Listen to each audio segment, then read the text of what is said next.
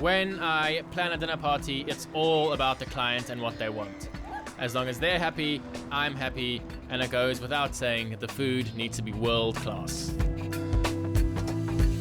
The Badenhorst family have been producing exceptional wines for generations, and Ardie is continuing this legacy by producing natural wines in a traditional manner right here in the wine valley of the Swartland an hour outside Cape Town. On tonight's menu, we're starting off with an ox heart tartare, bacon crumble and crispy Parmesan, going into roast venison, charred tenderstem broccoli and fresh whipped ricotta, finishing off with the aptly named Swartland mess.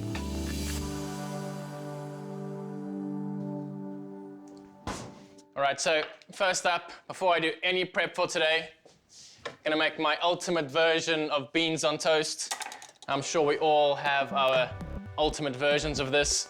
If your version is merely tin, heat up, eat, that's cool. I'm gonna do a slightly amped up version. Got a char grill just heating up there, getting a nice and toasty. Get a pan on, just a nice rustic sourdough. You want that bean mixer just to soak into that toast. 1, 2. Just grab yourself a shallot. Nice fine slice on that. Nice bit of salt as well. Some beautiful fresh peas. These are just some cannellini beans, just straight out of a tin.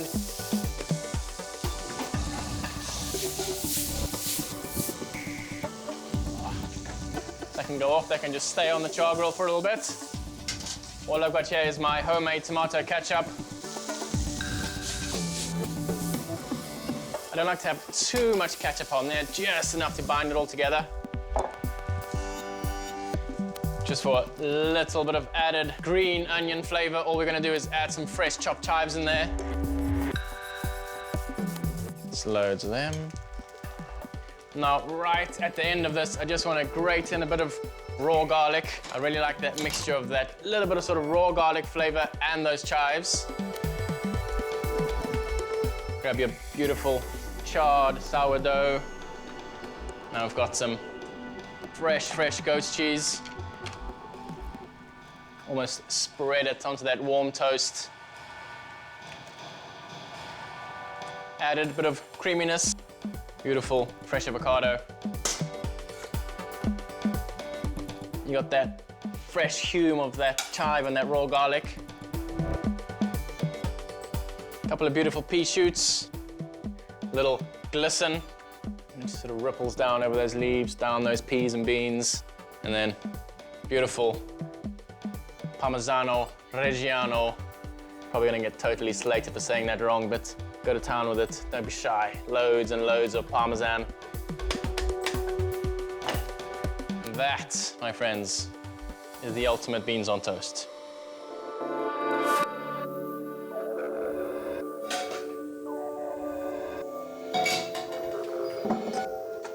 I'm gonna start with my Swartland mess, sort of like an Eton mess, but Eton in Swartland, so, you know, Swartland mess, why not?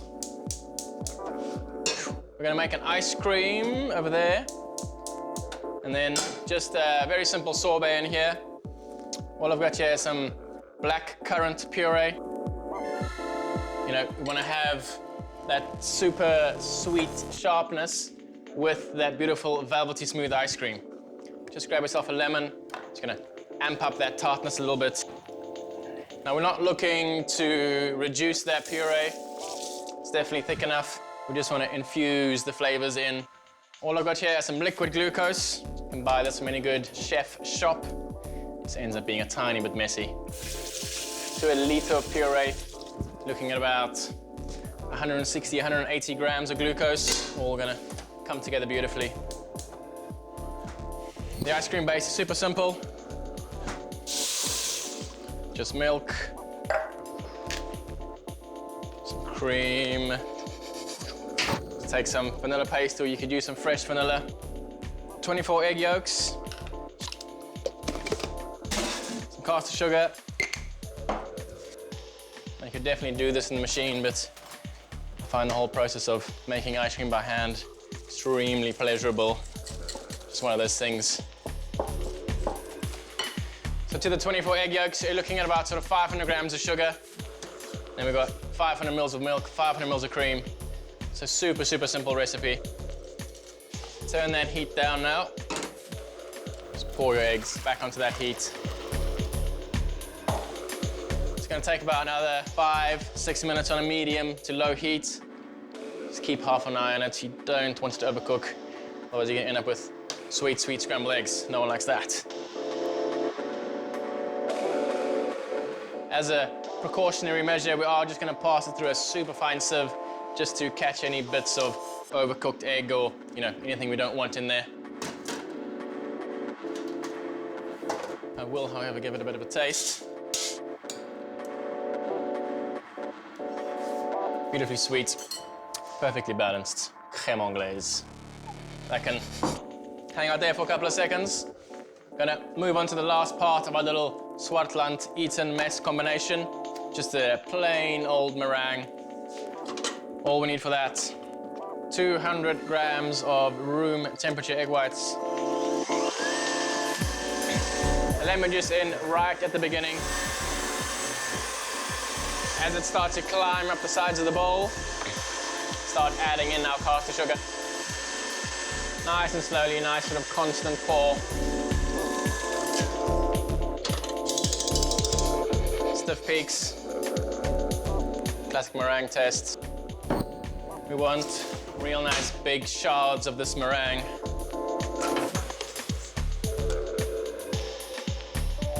Got my oven set at about 140, 150. As soon as the meringue goes in, I'm gonna turn it down to about 110, leave it in there for a good hour, hour and a half. Gently just sort of tick away in the oven.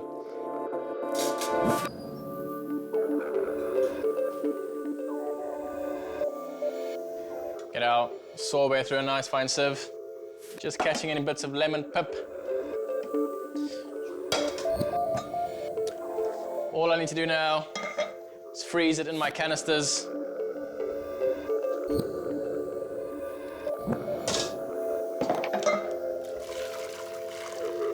So these are going to chill before I pop them in the freezer. Next up, I'm going to tackle that ox-heart tartare. What I'm going to crack on with next is a little crumble finishing for our ox-heart tartare starter. Ox-heart tartare. It's just some beautiful smoked streaky bacon. Just line a baking sheet with some parchment paper. Nice fat content here on the streaky bacon. Got our oven set at about 160, 150. It's only going to take about 40, 45 minutes. First, before I attack that beef heart, just going to do the garnish mixture for the tartare. Really just your classic beef tartare ingredients. We're going to go capers, shallots. I'm going to put a little bit of chili in this one, just a bit of added kick.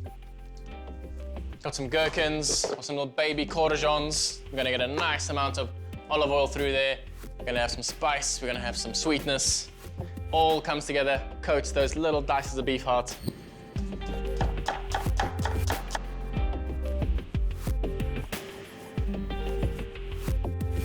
Get yourself a really nice fine dice on these capers. You can almost work them into like a paste. Some olive oil. Hot sauce straight in, just good old ketchup. Nice couple of dashes of Worcester sauce.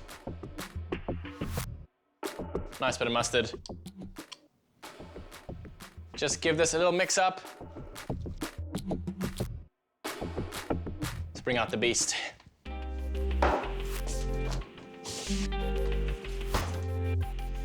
Beautiful, amazing, fresh ox heart. Of course, whenever buying specialty cuts like this, very, very important to trust your butcher, know exactly where your meat comes from.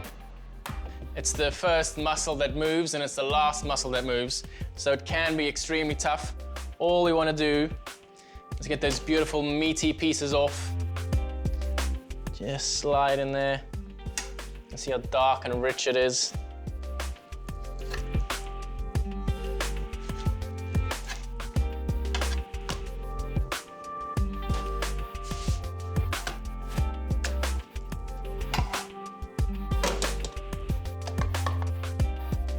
Start off with beautiful long, thin slices. But for this purpose, just line your slices up.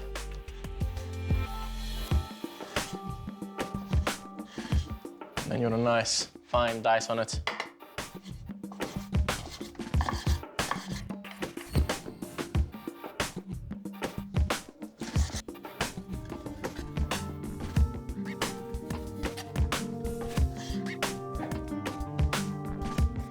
Just have a little clear up. Get our heart in the fridge.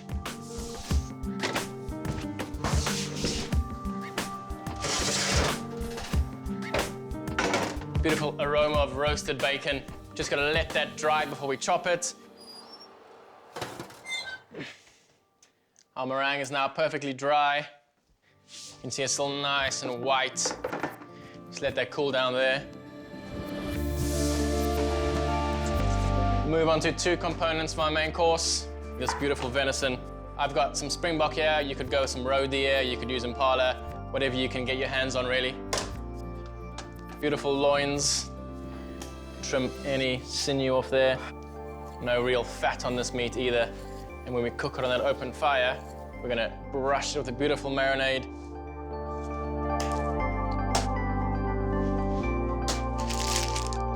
Just pop them into your bags. Good amount of olive oil. Seal these bad boys up.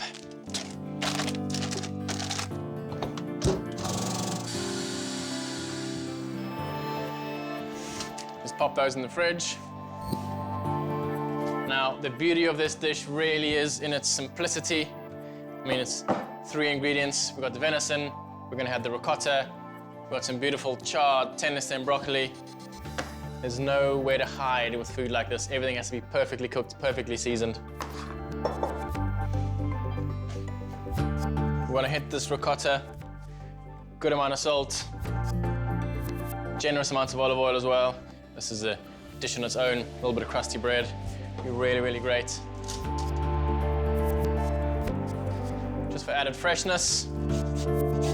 Beautiful local lemons.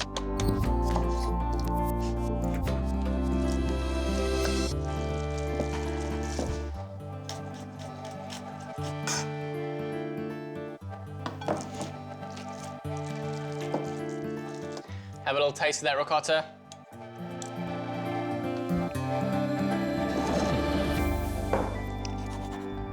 That's perfect. That's all that dish needs. We're done.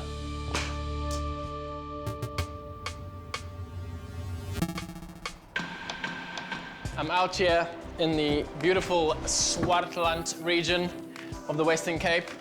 It's a very special mixture between farmland and wineland. I'm lucky enough to be cooking in the farmhouse kitchen of the Badenhorst family wine farm. First up, for that starter, for the tartare, got that shallot mixture. Just gonna freshen that up a bit. All we need to do for that, some beautiful earthy flat leaf parsley.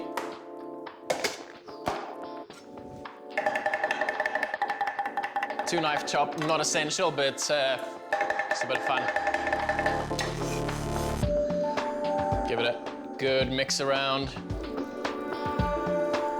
Now, classically we would put raw egg in there, but for mine, I like to just get some beautiful farm fresh hen's egg. Later on, we'll mix the chopped heart through here. Got some beautiful crispy bacon, some Parmesan shards. Spotted a couple of chive flowers on my way in. Spotted a couple of fennel plants. I'm gonna steal their little fennel tops. Gonna do a beautiful little array of edible flowers on top of this. It's gonna finish it off perfectly. Fire's looking a little bit too hot for me to start cooking on it right now. So I'm gonna go out, find my garnishes, come back, start cooking.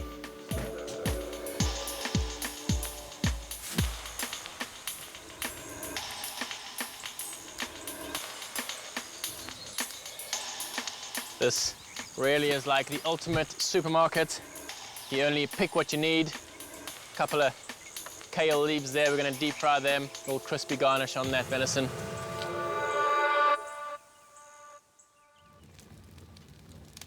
Now, I've just taken the venison out its backpack bag. Tiny bit more olive oil on there. Just a wee drizzle.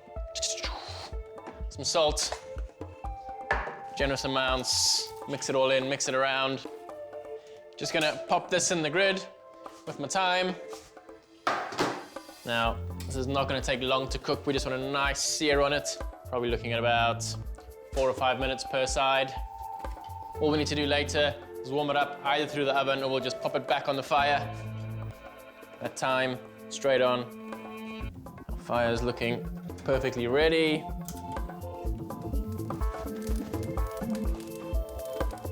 Grab your fennel, bunch it up, give it a little kiss on those open flames, and then we'll move it over underneath that venison. Getting a nice amount of smoke there.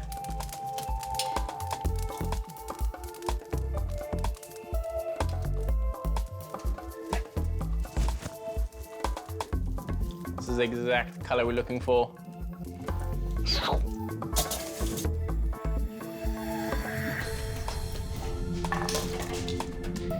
It's perfectly seared. That's exactly what we're looking for.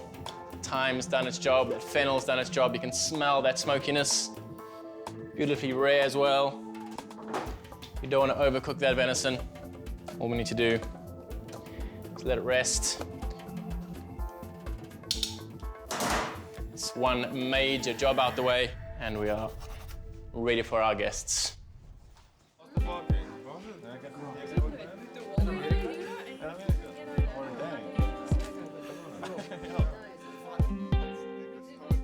Got my 2 major tartare elements there.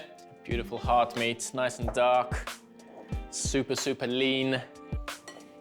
Just pop that all into our shallots. Give it a nice mix around. I want it to be nice and loosely arranged on the plate.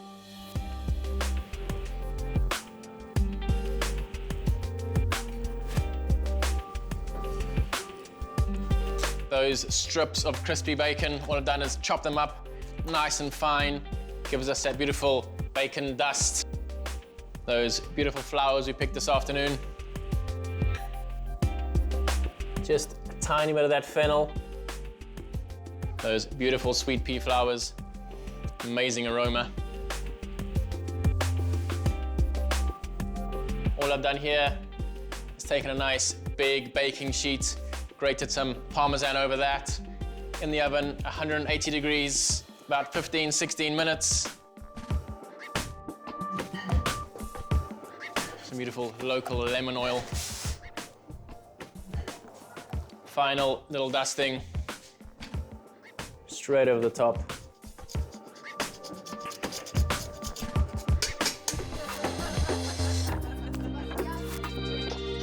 So first up, we have a steak tartare with Parmesan crisps, some bacon crumble, and just loads of flowers that I stole from your garden.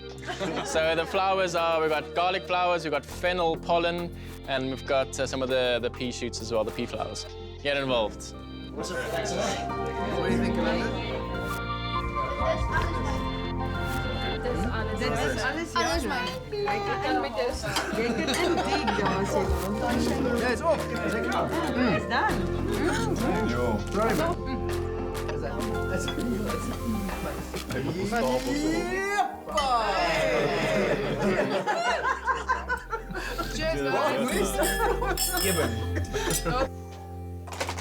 Okay, all I need to do now is reheat my venison, wait for that butter to turn a nice noisette.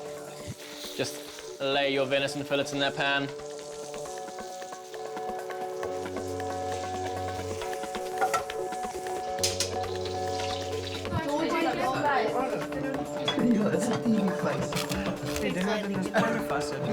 These need to rest again, about 4 or 5 minutes.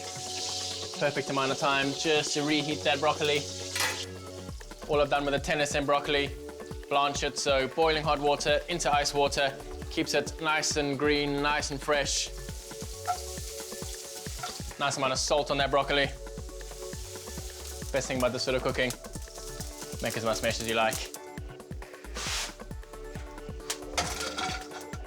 The broccoli can sit there, it's gonna stay perfectly warm. All I need to do now is carve this venison, plate up. You need your plate to be nice and hot because we want to gently soften that ricotta as soon as it hits the plate. Nice big spoon of it down. There you can see, nice little effect there.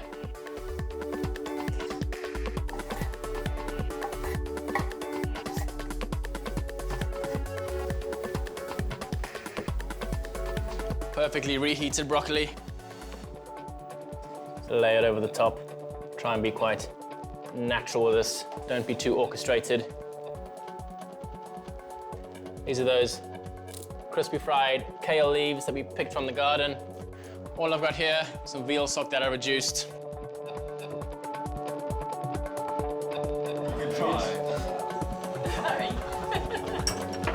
On the bottom of your plate is a whipped ricotta. It's got a little bit of chili and some lemon through it.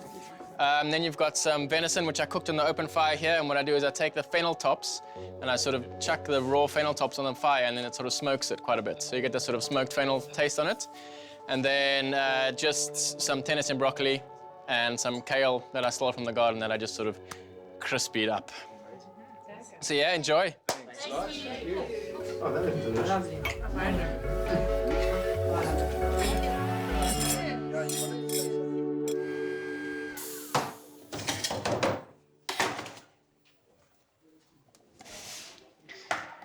The start of my Swartland mess. Just got my sorbet and my ice cream freshly churned there in the Paco.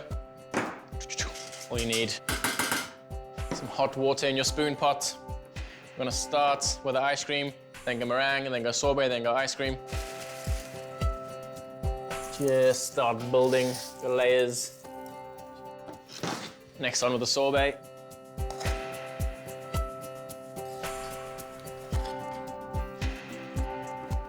Touch more meringue. This is my Swartland mess.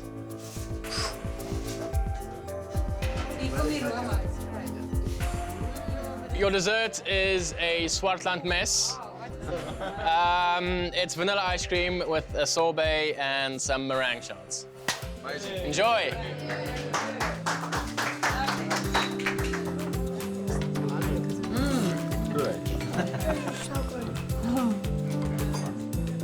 I've said it a million times before, the beauty and the power of food is that it brings people together. From Clifton Villas to the Swartland farms.